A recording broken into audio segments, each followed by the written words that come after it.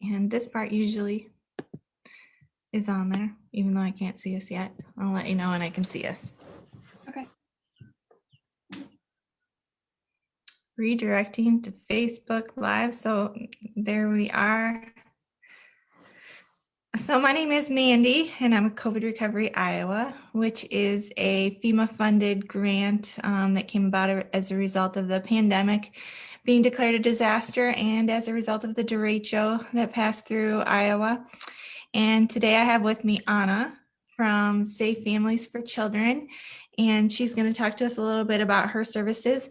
I thought she was a good person to bring on here because when families are under stress, sometimes we're in need of resources that we didn't even know existed. And so I didn't know about Safe Families for Children, and I thought it would be beneficial for more people to know about it. So Anna's going to share a screen, I know, a little bit, and maybe kick us off with a video, it sounds like. So Yeah. have it. Thank you, Mandy. Thanks for having me on this as well, and for this opportunity. It's great to just inform people, and I love that our meeting a couple weeks ago was the first time that you heard about us and that we were able to just start collaborating and seeing ways that we can continue to help parents in our community. So like she said, my name's Anna Anderson. I'm the family coach at Safe Families for Children. Our local chapter is in the Quad Cities. So we service Bettendorf, Davenport, Moline, Rock Island, and the surrounding counties. So I'm going to start with a little video that kind of gives an introduction into what we do. And then from there, I will share a PowerPoint.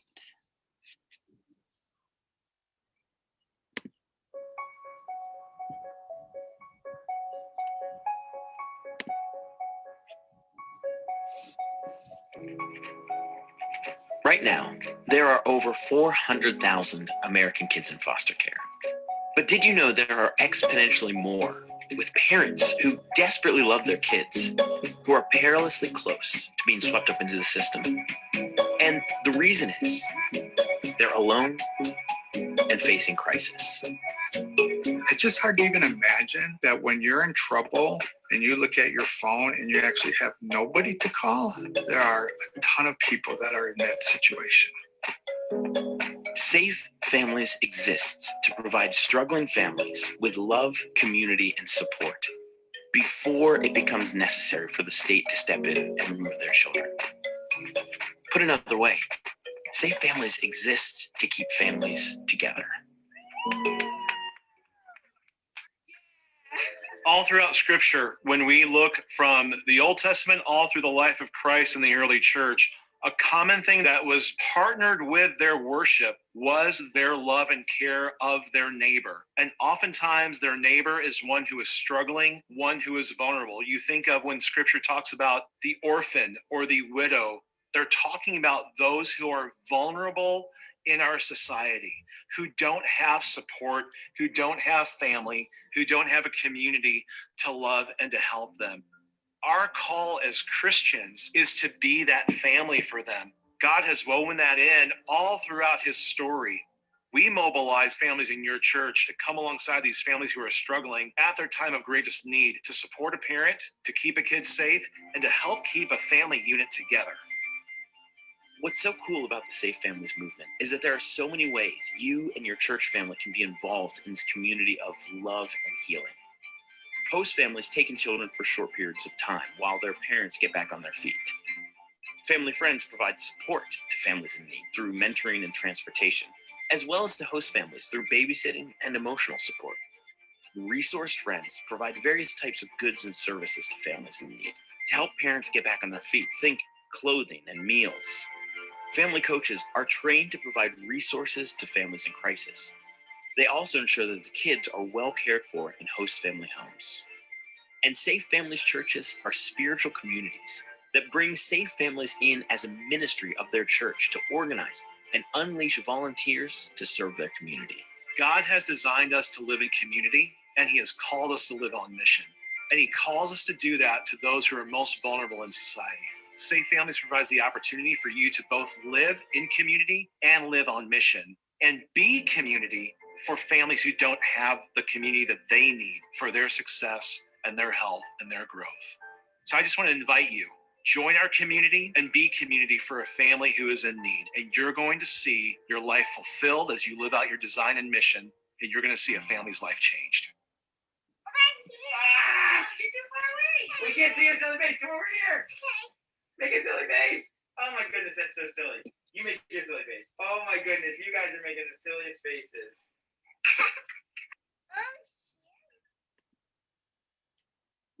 All right. Oh, now it's starting over. Okay. Okay, so, sorry, did you want to say something? You look- Well, I do have a question. I mean, that's the second time I've seen it, and I'm just thinking like, because COVID Recovery Iowa services all Iowans, I'm just thinking, do you have to be Christian to be involved in the program, either as a host family or as somebody that is receiving the services that were just mentioned in the video? Yeah. So when you're receiving services from Safe Families, you do not have to be a Christian. You don't have to practice Christianity or that faith. Most of our host families do attend a church. So we usually, ask if it's okay if while the child is being hosted, if it's through the weekend, if that parent were to take the child to, if the host family parent were to take that child to their church, if that's okay or not. And I've never heard somebody say no, but we're not forcing people that they have to do that, but it's something that we do have within the scope of our volunteers. If it's something that would like to be discussed with a family that's wanting to become a host family, that's something that we can have conversations about and see ways that we can help support each other through that. So It's good. yeah. But Dave Anderson, the founder of Safe Families, he is a Christian. It is a nonprofit ministry, and our Greater Chicago chapter does operate mostly from a church community of host families. Mm-hmm. That's good. I mean, we need services for everyone. So that's what your priority is and your focus is, and I think it's great. So so what else can you tell us about, how about we start with where some of your chapters are? First of all, it's a national chapter, but then across Iowa, then there's local chapters. And you mentioned, I don't have it memorized, but where some of those are located. Yeah, so our national chapter is located in Chicago or Greater Chicago. And then here in the Quad Cities, I'm assuming, are you in the Quad Cities? I keep saying like as if you are, but Nope, I'm from north of Waterloo. So okay. no. Okay. But I was zooming into Polk County today. I mean, everything is possible with this Zoom world. Right. Yeah. So we are actually in the Quad Cities. So we're on the border of Illinois and Iowa. Our Safe Families chapter is operating from both sides of the river. So our office is in Moline, Illinois, but we have host families that are available and able to help. Cedar Rapids, Muscatine, any of the surrounding counties outside of the Quad Cities. So we have, Davenport, Bettendorf, Moline, and Rock Island, and then the greater area of that as well. And then I'll share my screen really quick here. Let's see, I got to remember where I put that. Well, and I'm thinking about how you were talking about the greater area. I mean, we have our bigger cities in Iowa, but we're so rural. So when you're talking about a greater area, it can be, I'm from Little Denver, Iowa. So even though you don't have a chapter in Waterloo, you have a chapter in Lynn County. So if somebody were in need, I mean, they could always reach out and ask. It's a matter of finding a host family, having one available. So yeah. So I can only speak for our area, right? So it's this little blue dot right here where my little hand cursor is. So that's the Quad Cities. And so each of these blue dots that you see on the screen are where we have a location or a chapter of Safe Families for Children. So we have an office there. We have people. We have a family coach that is able to talk to somebody if they're in a crisis and see if there are host families that are surrounding, like the Des Moines area, the Iowa City, and then up here, Orange City, and even Sioux Falls, South Dakota over here. So that's kind of where we're at with the Iowa side. And then, Illinois, the red dot is the Greater Chicago National Chapter. But overall, in the whole of the US, we have over 80 locations. So if I pan out here, this is kind of a grander scope of Safe Families for Children across the United States and where we operate from. So yeah, but I know this is for Iowa. So we have about 4 locations that are available there. So how does somebody, we can put it in the comment section, but find this information on their own? How would they find out who to reach out to that might be closest to where they live? So for us, we have a local, so I mean, I would urge you to go to the website that I was just on. So it would be safe-family.org. And then you can look up in the sidebar and then go to locations.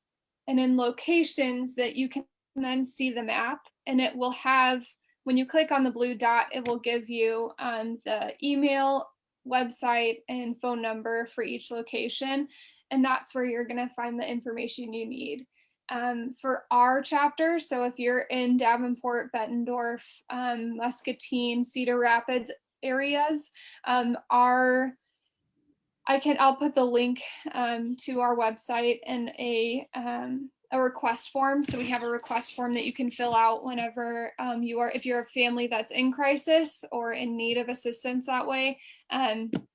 There's a request form you can fill out online, and then we will receive that and then call you. Or you can call our hotline or referral phone number, and that's 563-949-9803. And I'll put that in the chat as well once we're finished. So Sounds good. I started to type, it's safe-family.org. yes, it's families. So Family. safe-families.org. And so you mentioned this, but sort of if you were to put a request to be connected with a family, it sounds like you can do that at like a self-referral. You can reach out as a family in need. Yes. But what if you were reaching out on behalf of a family? You can do Sure. that too. Yep, absolutely. Yep, we can take agency referrals and we can take self-referrals. So we have parent referrals that can happen. You can call or do a referral through the request form that's online. And same thing with an agency. We've had school counselors that call us. We've had hospitals that have called us. We've had intact workers and different things like that. So we've had just random family friends, a person in the community that already was a friend with a woman and knew that she needed more help and asked if there's ways for them to be involved here too. So there's a question from somebody here. What is the average length of time a child is with a family? Yep. So our average, so our host families, if you have an overnight hosting, I would say in the Quad Cities, our local chapter is about 2 weeks. So it's pretty short, but on a more longer term, it's about 3 to 4 months. And you're talking about placement of a child with a family voluntarily before they're entered into any kind of system. It's to hopefully prevent entering into any kind of DHS type system, right? Yes, absolutely. But can the parent, can be receive the services too, not just the child? Is that right? Well, the parent is able to receive the relational help. So like through a relationship with me as the family coach or with the parent. In that way, yes, we do help. The actual overnight hosting is for the child or children through the home. But within that, like when we have a host family that is hosting the children, we give the phone number of the parent to that host family, and the host family's number goes to that parent, so that there's continual connection and conversation that's happening between the parent and child as the hosting progresses. Mhm. Very cool. Yeah, I had no idea about this service. We just have a few minutes left. What do you think parents need to know? What if you could, parents, and then we also within this parenting in a pandemic group, there's also a lot of people who are helpers in the helping profession. So Sure. Okay. Great. Yeah. So we have on April 25th, there's what's called Safe Family Sunday. So a lot of our local churches are getting involved in trying to help us get more volunteers. So if you're wanting to become a host family or a family friend or a resource friend that will provide some of the services that we do and get on board with us and work with us, that is a great way for you to place for you to start. It's a Facebook Live event at I think 6 p.m. On April 25th. So you can actually find that on Facebook. I will also link that event to this too. And it's a great way for you to get more information on ways that you could be involved. If you are a family that's in need and you are in a crisis, the places that we can serve and provide are any temporary incarcerations, homelessness. If you are an overwhelmed parent that knows they're going to lose their job, or are at risk for homelessness, if you have if the parent is in the hospital and you do not have a place for your children to be cared for, and if you are completely isolated and alone, those are the types of family crises that we usually serve.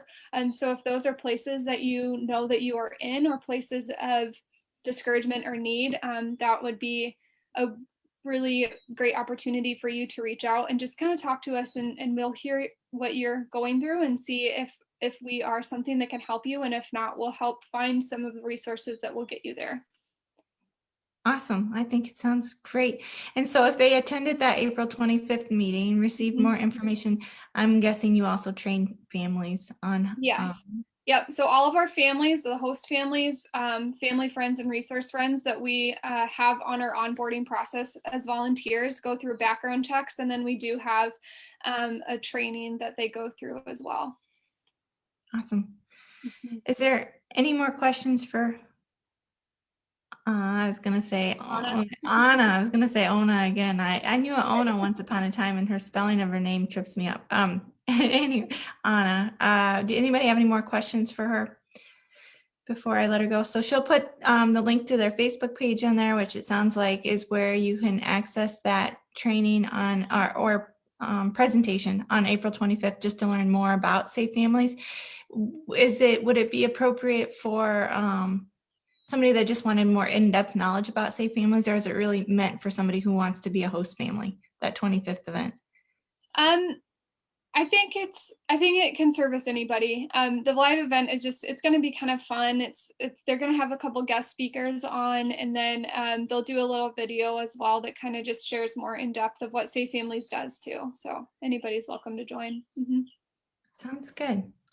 I like it. And if you, I'm thinking our 1-800-447-1985, if you wanted to call, that's our 24/7 hotline. I bet they could connect you with Safe Families too, if you wanted to access their information that route too, because I'm guessing you're in their database. So awesome. Thank you for joining us today.